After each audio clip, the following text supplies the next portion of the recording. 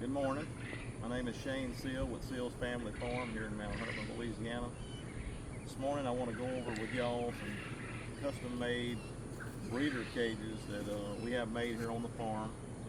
Mr. Eddie Madison is the guy that actually builds these cages for us. Man builds a phenomenal quality cage for pretty much anything for your quail and rabbit needs.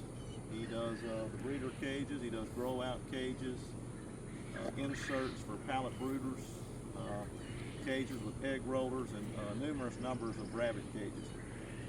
So this morning I want to go over the breeder cage with y'all, kind of give y'all some details on the cage, things I like about it, just basically how it works and the functions you can use with this cage. So this here is a 12-hole breeder cage, and normally on this cage I run 1 rooster to 4 hens per compartment. These compartments are 11 inches across, so 11 inches wide by 18 inches deep.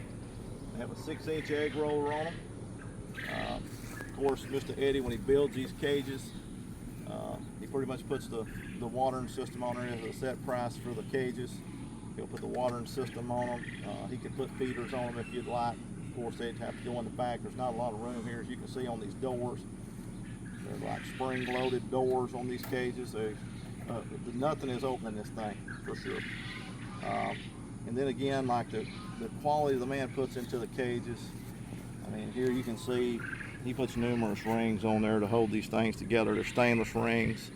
The cages, he pretty much takes and files. You can feel this cage. They're filed, they're painted. Nothing's gonna hurt you. You can run your hand all in this cage and no cuts. I mean, it's clean.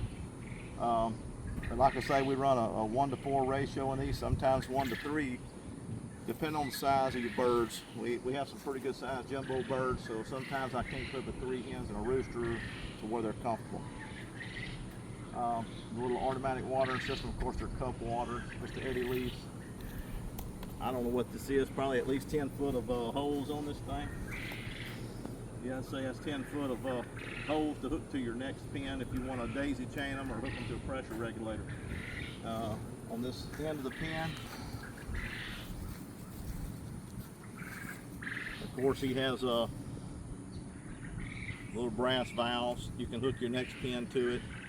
Or you can drain the water from this pen if it's cold weather. As you can see, this hose is on the bottom, the other hose is on the top. So incoming, outgoing, pretty much how these work. Also, if you'll look at, I'll show you on this end of the cage, he doubles up this wire. This right here is I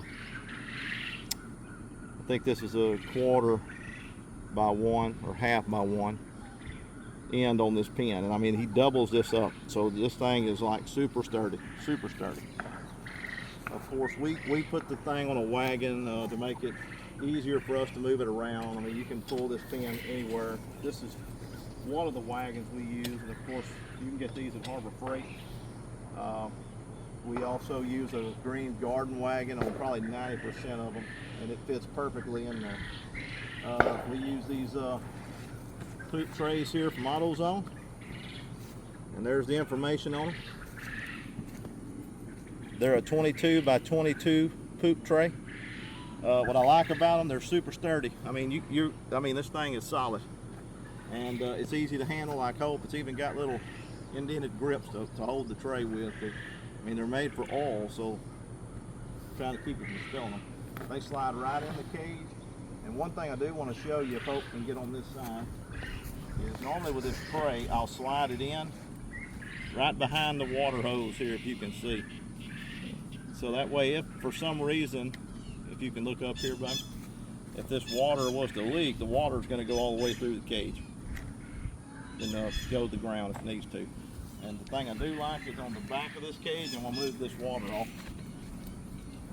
Those birds, when this feeder is set,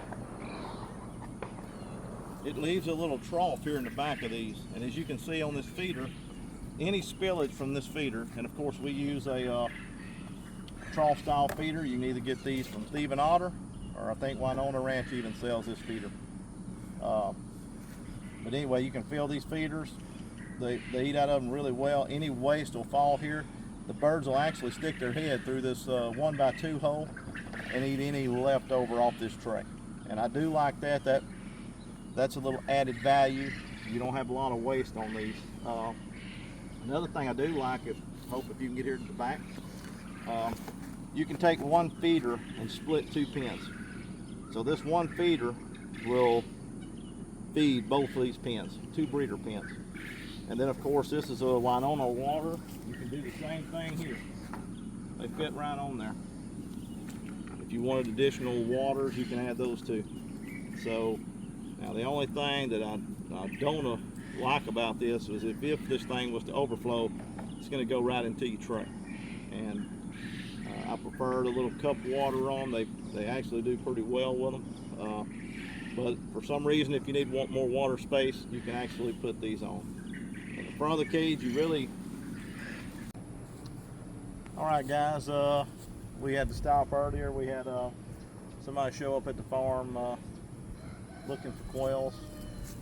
So I want to kind of pick back up on these cages where I left off, and I was talking about the water system on these cages. Now like I say, this is our 12-hole breeder cage. I done kind of went through the whole spiel of it about the way the cage is made, the way it's built. But on the waters, all the fronts of these of course have a cup water system, and that's pretty much all you're going to get on the front of it. There's no room between the door and where the next pen starts. As you can see on this door, you just have this limited space here, so the cup water is about your only option for this. Now the only modifications me and Hope have had to do to these is some of our jumbos have pretty good sized heads, and sometimes they have a hard time getting their head through this 1x2 square.